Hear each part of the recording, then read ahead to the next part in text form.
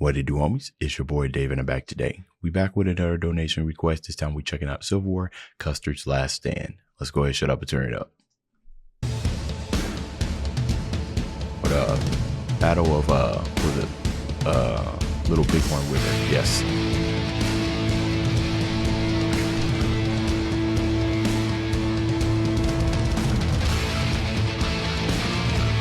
Oh, it's a heavy intro.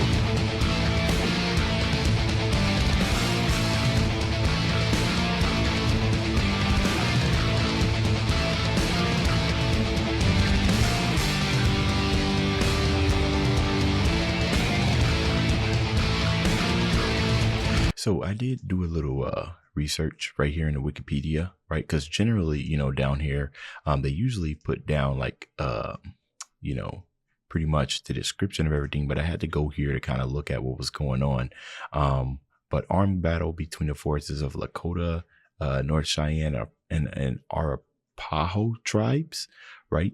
And the 7th Cavalry Regiment, United States. So like Indians, right? So when I'm listening to this track, I'm hearing what do you want to call it?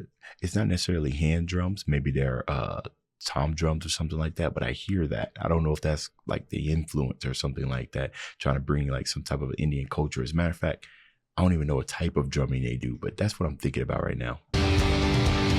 You hear that? Do you hear those toms? The Sioux, the roots of the earth gains desire. A lot more heavier.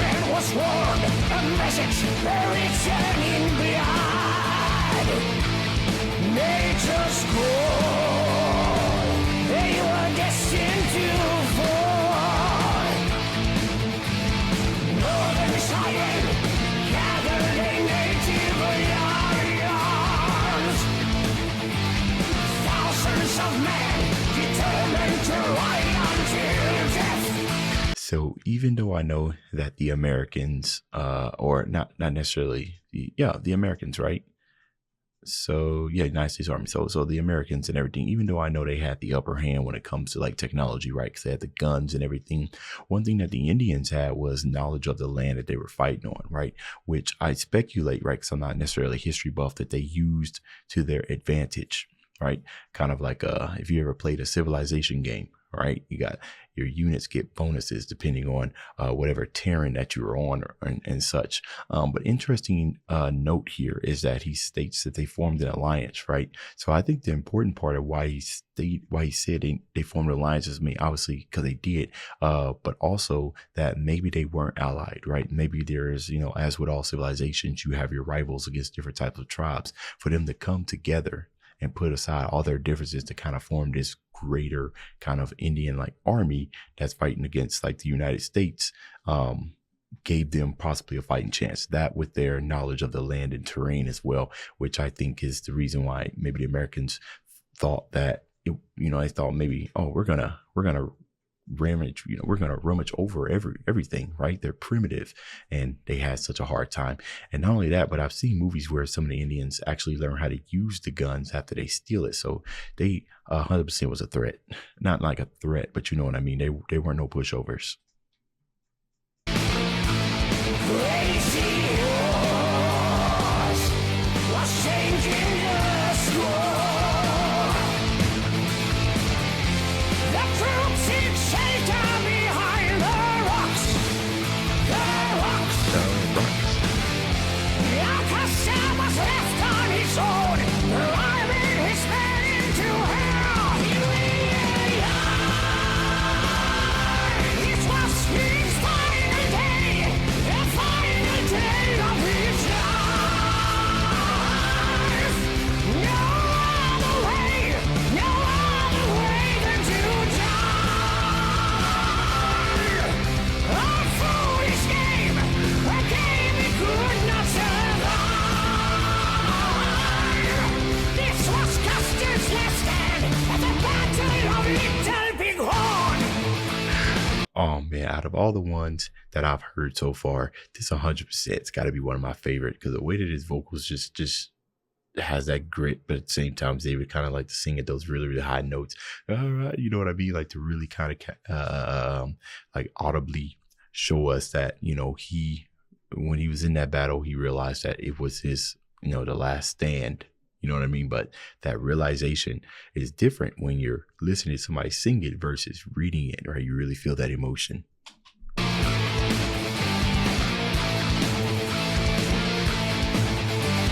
June 25, a day to remember forever. The Indian Wars, it's 1876. A nation burned, but what have we learned? And we are living the same old lie.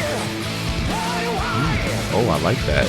That's facts. The present and future and past tells us that nothing has changed. In real life, it was his final day, the final day of his life.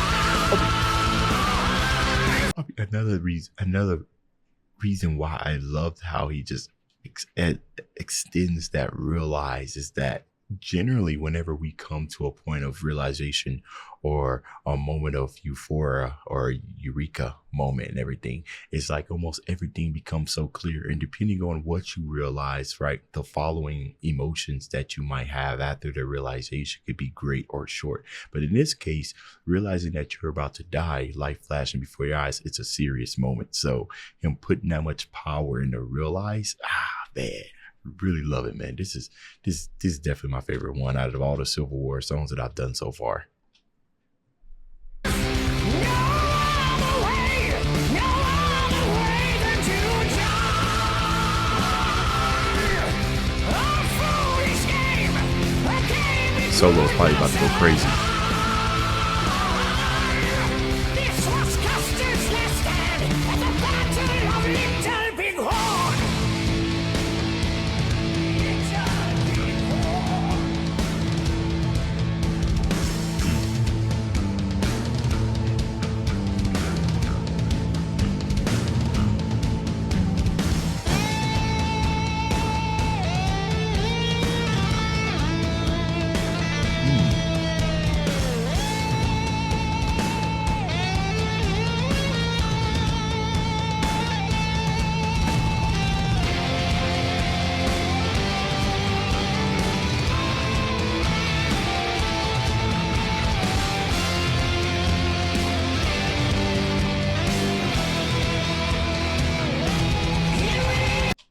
Okay, I like the way that solo kind of started off.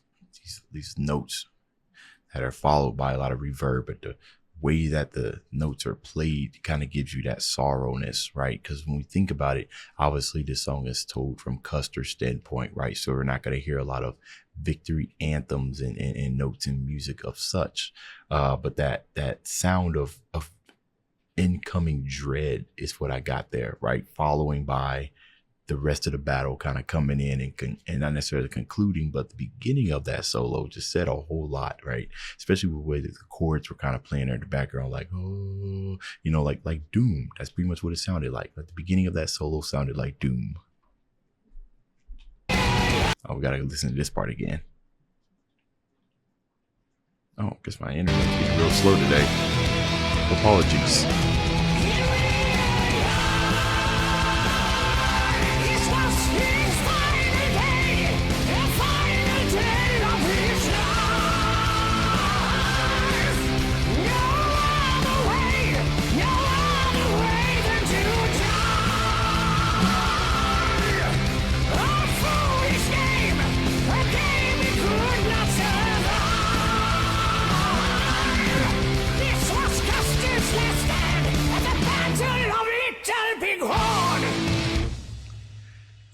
Yeah, 100%. Easily my favorite one so far. I think out of all the ones that I've listened to, the chorus or the hook of the song, that's going to be my favorite, the one that's going to live rent-free in my mind. And also there's another tidbit of history that I've learned, you know, thanks to Sabaton and thanks to Civil War. Educate me with every reaction that I do. All right, y'all, that's the end of this video. If you enjoyed the content, leave a like and subscribe.